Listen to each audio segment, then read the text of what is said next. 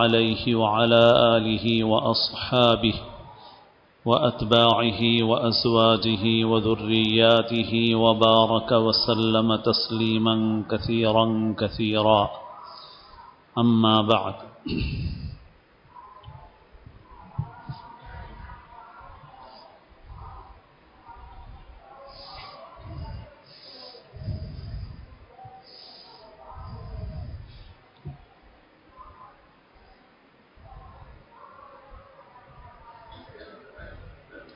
قابل احترام بزرگوں، عزیز دوستوں اور ساتھیوں،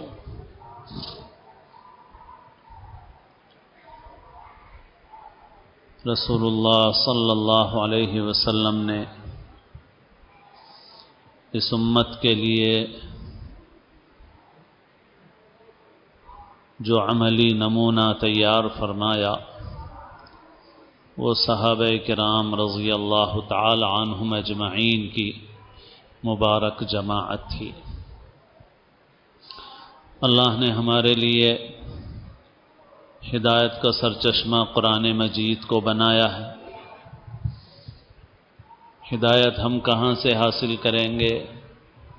روشنی کہاں سے حاصل کریں گے، اس کے پیچھے چلیں گے؟ اللہ نے اس کے لیے سب سے بنیادی چیز قرآن مجید رکھی۔ پھر قرآن مجید بھی عملی شکل میں اس کا ایک نمونہ ضروری تھا، اور ہر زمانے میں اللہ نے جب بھی کتاب نازل کی، کوئی صحیفہ نازل فرمایا، چھوٹی یا بڑی کوئی کتاب نازل فرمائی تو نبی کو ضرور بھیجا تاکہ نبی اس کتاب کو سمجھائے اور اس کتاب پر عمل کر کے دکھائے۔ اس لیے قرآن مجید کے ساتھ حضور پاک صلی اللہ علیہ وسلم کی مبارک زندگی کو ہماری ہدایت کے لیے بنیاد بنایا گیا۔ کہاں سے حاصل کریں گے ہدایت؟ کتاب و سنت سے، قرآن و سنت سے، قرآن اور حدیث سے۔ الفاظ بدلیں، مصداق ایک ہی ہے۔ پھر اللہ کے رسول صلی اللہ علیہ وسلم نے امت میں سے ایک جماعت تیار فرمائی، اور وہ ہے صحابہ کرام رضی اللہ عنہم اجمعین کی جماعت۔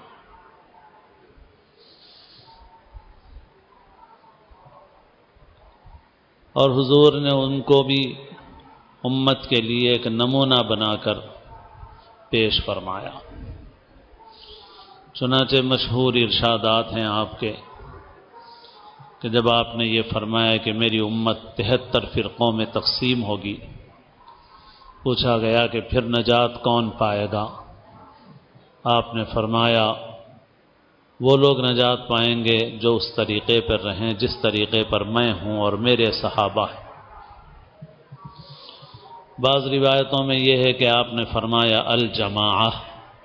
جماعت، اور جماعت سے مراد کون ہے؟ تو علماء کرام نے فرمایا کہ جماعت سے مراد بھی صحابہ کرام اور خلفائے راشدین کی جماعت ہے۔ پھر کسی موقع پر آپ نے فرمایا،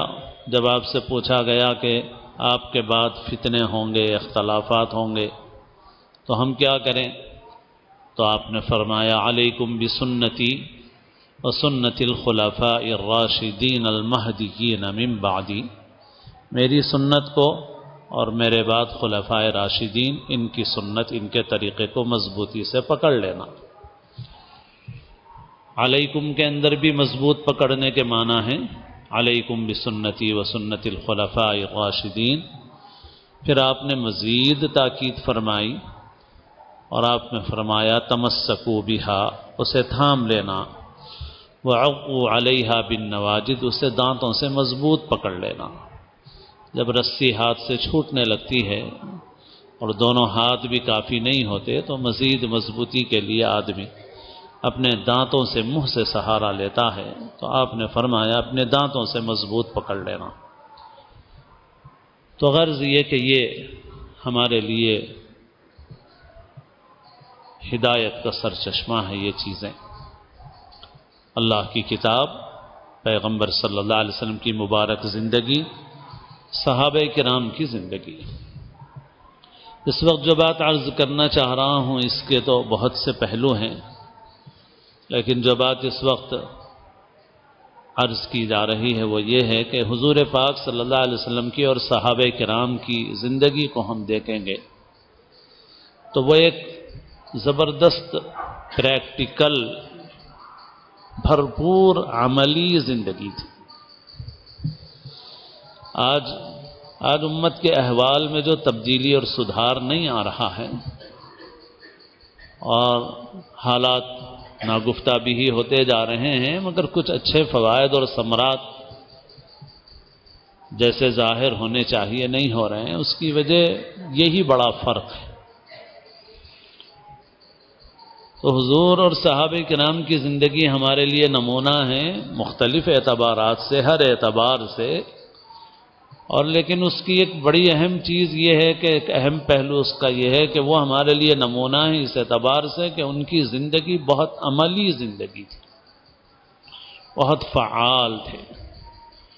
ان کا وقت کام میں لگتا تھا، اپنا کام کیے جا رہے ہیں، کیے جا رہے ہیں، کیے جا رہے ہیں، یہ تھا۔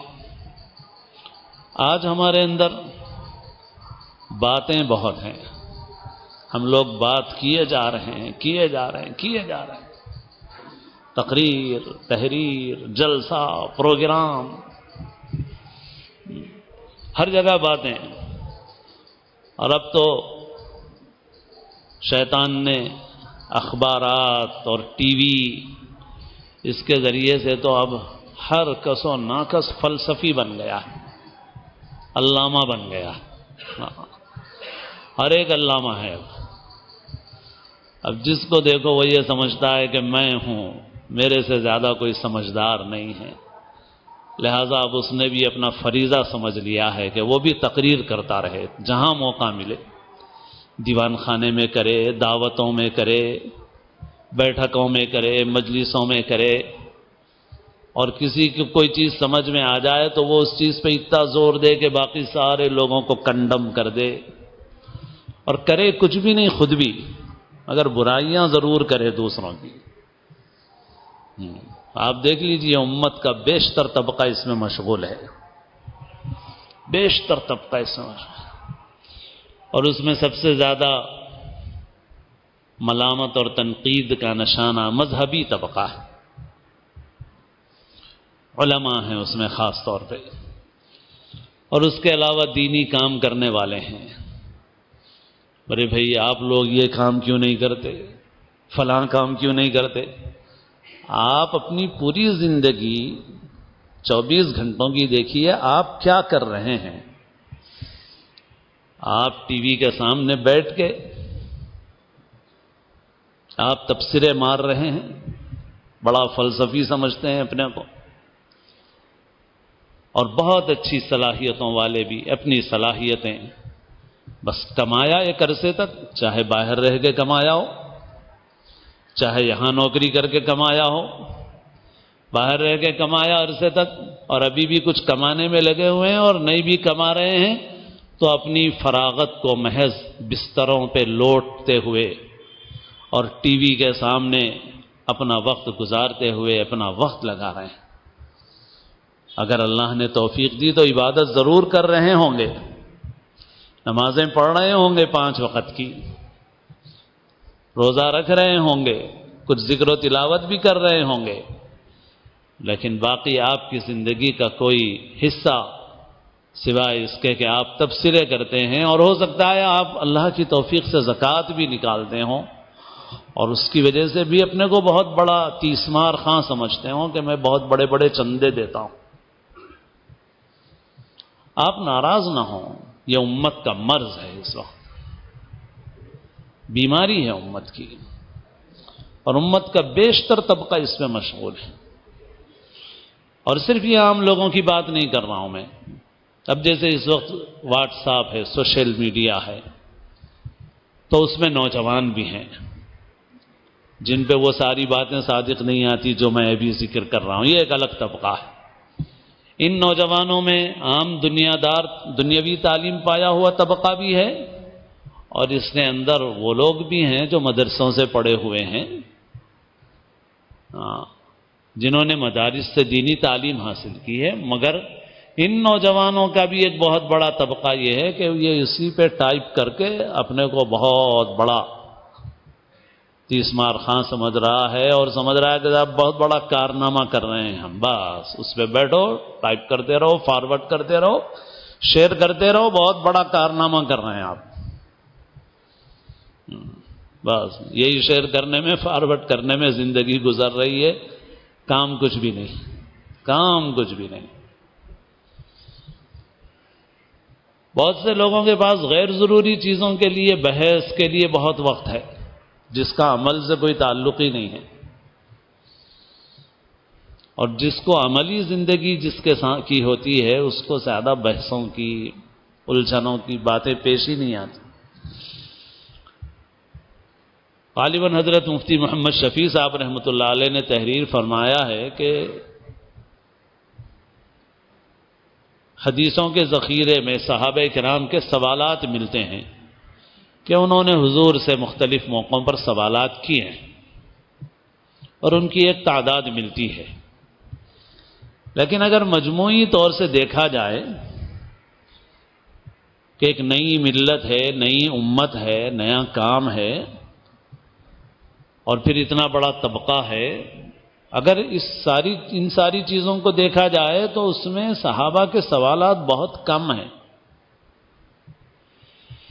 بہت ہونا چاہیے تھا سوالات،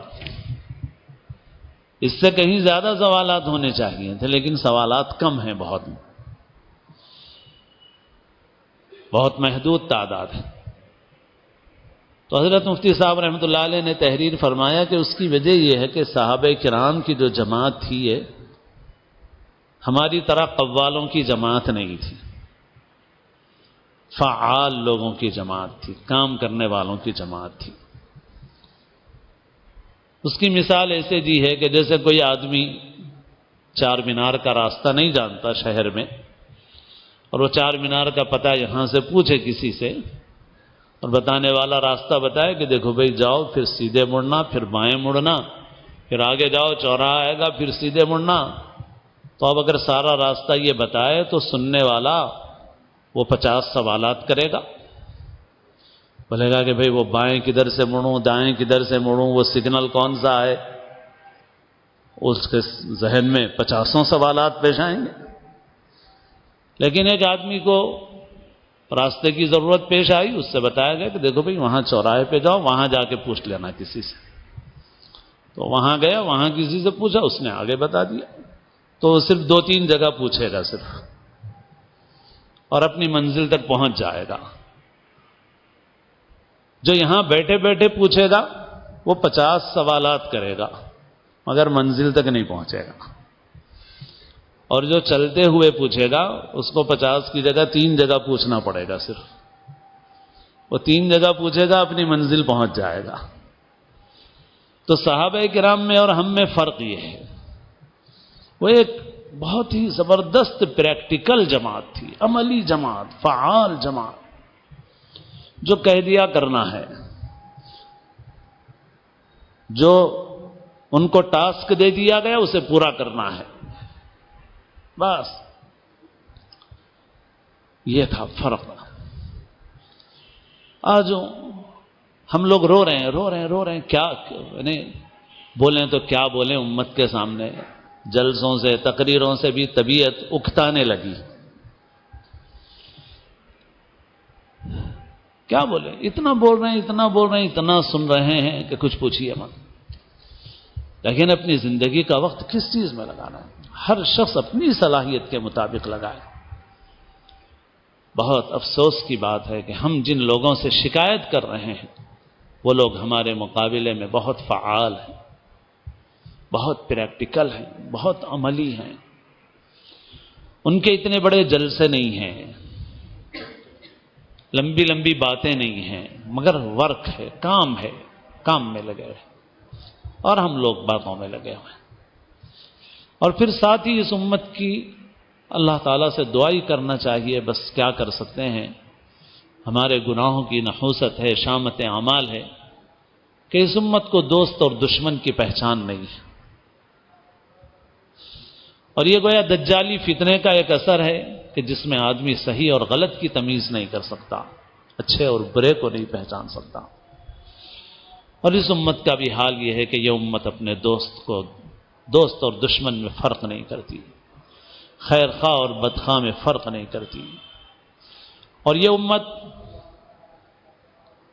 بسا اوقات کام کرنے بھی نہیں دیتی،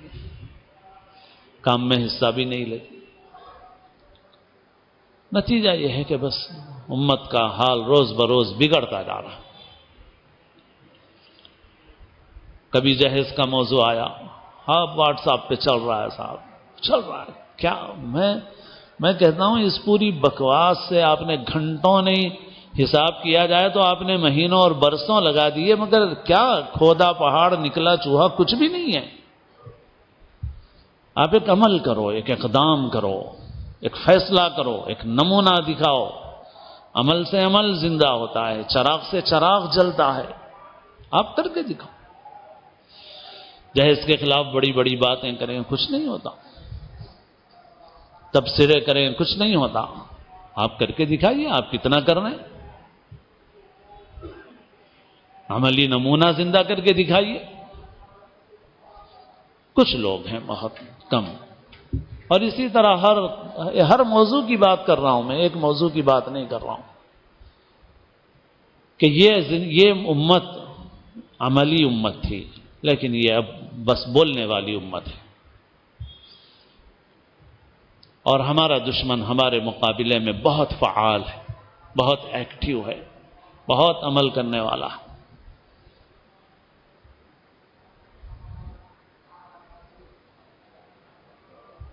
زندگی کے ہر شعبے میں ہمارا حال ایسا ہی،